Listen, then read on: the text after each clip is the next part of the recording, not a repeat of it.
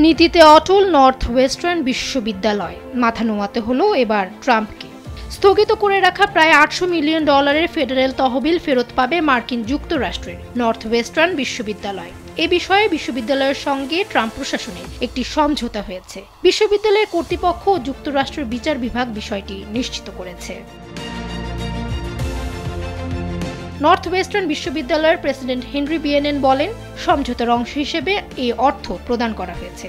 এর মানে এই নয় আমরা অপরাধ স্বীকার করে নিয়েছি, বরং এটি চুক্তির শর্ত মাত্র। চলতি বছরের এপ্রিল মাসে কিছু অভিযোগের উপর ভিত্তি করে ট্রাম্প প্রশাসন নর্থ ওয়েস্টার্ন বিশ্ববিদ্যালয়ের $790 মিলিয়ন গবেষণা তহবিল স্থগিত করেছিল।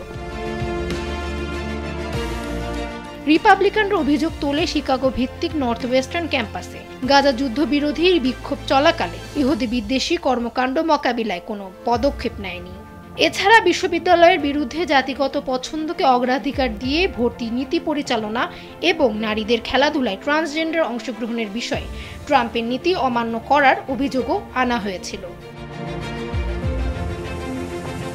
সমঝোতার চুক্তি অনুযায়ী বিশ্ববিদ্যালয়ের বোর্ড অফ ট্রাস্টিজের অধীনে একটি বিশেষ কমিটি গঠন করা হবে। কমিটির সদস্যরা সমঝোতার শর্ত পালন হচ্ছে কিনা তা তদারকি করবেন। সেই সঙ্গে সমঝোতা অনুযায়ী বিশ্ববিদ্যালয়টি আগামী 3 বছরে মার্কিন ট্রেজারি বিভাগে $7.5 কোটি পরিশোধ করবে। তবে চুক্তি অনুযায়ী বিশ্ববিদ্যালয়ের ট্রান্সজেন্ডার কমিউনিটির উপর নতুন কোনো বিধিনিষেধ আরোপ করা হবে না। শিক্ষক, শিক্ষার্থী ও কর্মীরা স্বাধীনভাবে নিজেদের পরিচয় ব্যবহার করতে পারবেন। সেই সঙ্গে বিশ্ববিদ্যালয়টি গত 2 বছরে ইহুদি বিদ্বেষ রোধে বেশ কিছু উদ্যোগ নিয়েছে বলে জানান বিয়েনেন।